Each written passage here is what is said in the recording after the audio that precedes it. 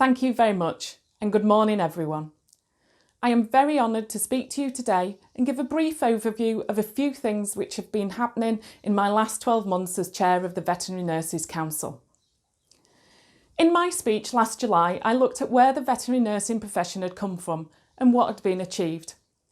I talked about the need to galvanise the next generation of veterinary nursing leaders to ensure that our profession continues to move forwards, so it was fantastic to see a record number of candidates in this year's Veterinary Nurse Council elections. For the first time ever, we had more candidates than the vets, with the highest turnout of voters. We need to keep this momentum, as there are now over 18,500 veterinary nurses on the register, and whilst taking on roles in the wider profession is not for everyone, we need to encourage all nurses to engage with their profession. Whilst it is good to reflect on what we have achieved, today I want to concentrate on the future of the veterinary nursing profession. In the recently published report from the Legislation Working Party, it is fantastic to see that there are a number of recommendations which would lead to a significant positive change to the veterinary nursing profession.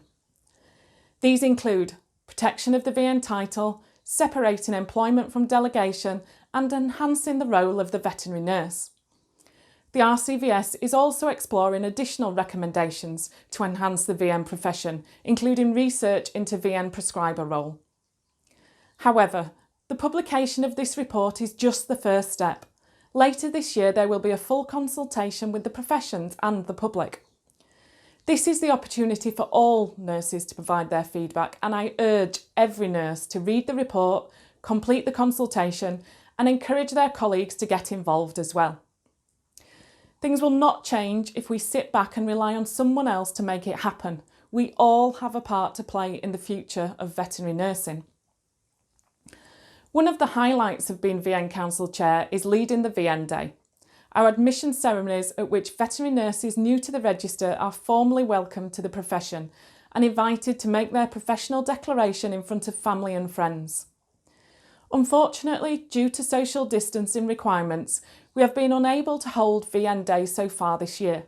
So I would like to take this opportunity to congratulate all of the nurses who have joined the register in 2020, and I wish you all the very best in your future careers.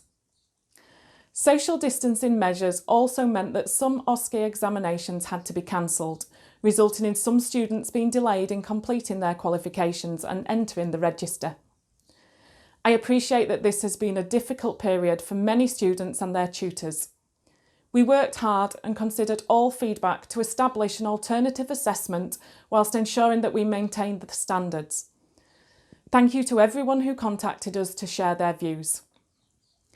I am pleased that the decision in the VN Council meeting in June was to approve the proposal. I would like to thank every member of the task force for their invaluable contributions and acknowledge the vast amount of work undertaken by the RCVS veterinary nursing team. They did an amazing job in writing the proposal and producing all of the guidance in an extremely short time frame.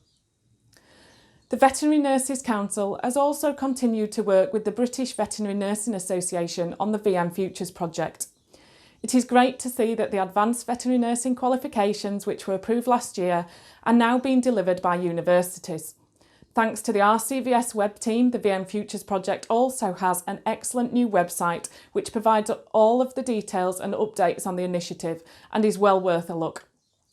In order to inspire future generations of veterinary nurses, we launched a pilot group in November working with STEM learning with the aim of promoting veterinary nursing in schools. With the project reaching the end of this cycle, now is the time to consider what comes next. I encourage you to think big and not be short-sighted about what the future of veterinary nursing could be. It has been a great privilege to be the chair of VN Council for the last 2 years. I have worked with an amazing group of people on both VN Council and RCVS Council, and of course the RCVS staff who all do a fantastic job. I would like to thank everyone for their support and guidance. I would also like to thank my family, friends and work colleagues. I could never have done this without their understanding and encouragement. Thank you.